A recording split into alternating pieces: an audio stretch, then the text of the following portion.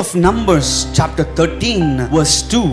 ஆண்டவர் தம்முடைய ஜனங்களை எகிப்திலிருந்து கொண்டு வந்த நோக்கம், இந்த ஜனங்களுக்கு ஒரு தேசத்தை கொடுக்க வேண்டும், இந்த ஜனங்களுக்கு ஒரு அடையாளத்தை கொடுக்க வேண்டும். இவர்கள் யார் என்று தெரியாம இருக்கிறாங்க உலகத்துல. ஆகையால இவங்களை நான் கொண்டு வந்து இவங்களை ஒரு தேசமாய் மாற்றி இவங்களை ஒரு அடையாளமாய் இந்த பூமியில நான் வைக்க போகிறேன். இங்க இருக்கிற ஒவ்வொருக்கும் நான் சொல்லுகிறேன், ஆண்டவர் உங்களை ஒரு அடையாளமா வைப்பா.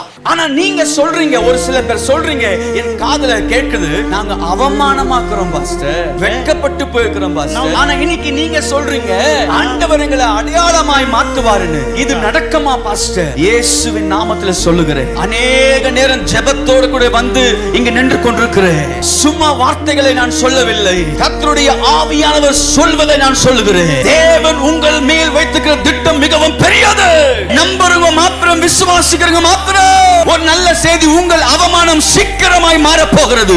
நீங்கள் எங்க விழுந்து போனீங்களோ கர்த்தர் அந்த சூழ்நிலையை மாற்ற போகிறார். உங்களை ஆண்டவர் அடையாளமாய் மாற்ற போகிறார். உன்னுடைய எல்லா கதைகளை கர்த்தர் மகிமையாய் மாற்ற போகிறார். Whatever the story about you, about your family, God is going to change your story into glory. God is very interested in making zero into thousands and lakhs and crores. ஆண்டவருக்கு எதுதான் ரொம்ப பிடிக்கும் என்று சொன்னால், ஆண்டவருக்கு எது விருப்பம் என்று சொன்னால், ஒன்றுமே இல்லாததை ஆண்டவர் பெரிய காரியத்தை செய்ய முடியும். அதில் அவர் ரொம்ப விருப்பமா இருக்கிறார். இங்க அநேகர் அப்படி வந்திருக்கிறீங்க. ஒண்ணுமில்ல பாஸ்டர், வைக்கப்பட்டிருக்கிறேன், ஓடினேன், இப்போ ஓடாம இருக்கிறேன். I was used before but now I'm just useless. I can hear that cry. Once I was used but I'm useless today. But this morning God says, I will change.